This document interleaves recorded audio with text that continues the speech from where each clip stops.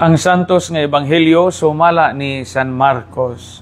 Sa dihang nabilanggo na si Juan, miadto si Jesus sa Galilea ug nagsangyaw sa maayong balita sa Dios.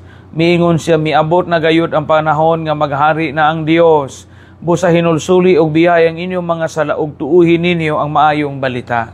Samtang naglakaw si Jesus sa daplin sa lanaw sa Galilea, nakita niya ang duha ka mananagat, si Simon ug ang iyang igsuon nga si Andres, nga namukot. Unya si Jesus miingon kanila, kuyog kamo kanakong tudluan ko kamo sa pagpanagat og mga tao.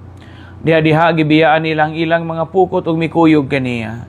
Mipadayon si Jesus sa unahan ug nakita niya ang laing duha ka magsuon, si Santiago ug si Juan, mga anak ni Zebedeo. Didto sila sa ilang sakayan nag-andam sa ilang mga pukot. Sa pagkakita ni Jesus kanila, gidapit niya diha sa pagsunod kaniya.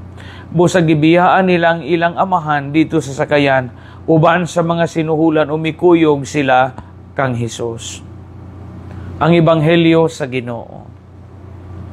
Mga igsuon, niining unang adlaw sa gitawag og ordinaryong panahon, anining maong tuig, na klaro nato ang Ebanghelyo nga mauusab kini ang beginning of the public ministry of Jesus. Ay lang iyang gitawag og publico ministerio, ministerio publico sa Espanyol. Unya og na program pa ni mao ni ang ebanghelyo karon ang opening salvo sa public ministry sa Ginoo. Miabot na gayud ang panahon nga maghari na ang Dios. Hinulsuli o biyayang inyong mga sala ug tuuhin ninyo ang maayong balita. That is the core message of the public ministry of Jesus. Nagisumpay niini ang tawag sa mga apostoles. Unang tawag ni Jesus sa mga apostoles, two sets of brothers. Si San Pedro o si Andres, si Santiago o si Juan nga mga anak ni Zebedeo. Connected kini, sumpay kining maong ebanghelyo o kining maong mga panghitabo. Pagsangyaw sa maayong balita or public ministry o pagtawag sa mga unang apostoles nga maoy collaborator sa Ginoo sa pagsangyaw, pagbuhat sa iyang misyon. Unsa may mapamalandungan nato sa ebanghelyo karon? Kining tawag sa Ginoo. Ang tawag sa Ginoo, mga igsoon diha sa atong kinabuhi, naglangkob og duha ka butang. Primero, ang tawag kinahanglan og pagsanong, pagtando.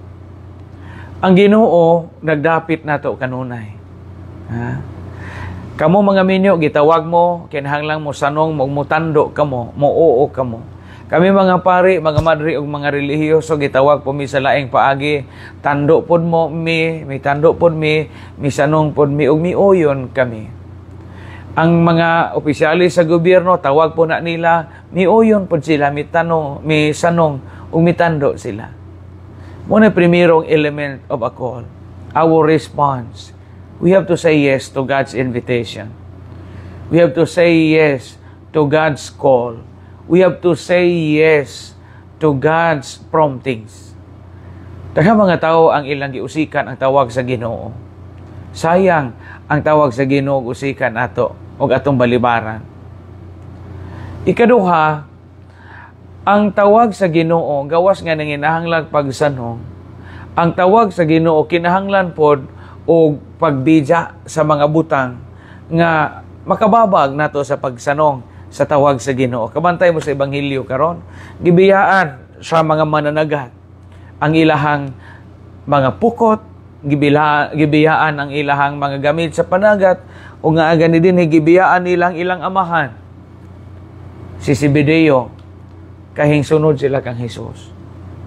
Di mahimo og mo sanong ta sa tawag sa Ginoo, o di natubiyaan ang mga butang nga makababag aron mahimo kita nga epektibo sa pagsanong sa maong tawag. Mga kami mga pari, mga madre o mga relihiyoso, sa pag-ingon na mo nga yes Lord, musunod minimo sa kinabuhing pari or madre o relihiyoso o relihiyosa, gibiyaan na mo ang posibilidad nga mga minyo mi. Gibiyaan na mo ang kaminyoon kay di man apil sa maong tawag. Kamu po mga minyo, kay gitawag mo sa kinabuhing minyo, o maminyo na mo, ayaw na mo pag inulitaw o pag dinaga. Biyain na ng ulitaw pag dinaga nga kinabuhi. Kay itawag na mo sa kinabuhing minyo. Na ang gitay biyaan. Pananglitan gon, kay gitawag man ta sa Ginoo kitang tanan kay mga binunyagan man ta, gitawag man ta sa pagkamaayong Kristohanon, ug musunod ta sa Ginoo sa tawag sa Ginoo, pinagi sa pagsanong nato sa bunyag, biyaan nato ang mga butang nga dili iya sa Ginoo. Kahakog, pagdumot, pagpamintaha, pagpanglupig, pagpangilog sa mga butang nga dili atoa, kay namang gyud tay biyaan. Atong mga naghinubrang gugmas bahandi biyaan ato na.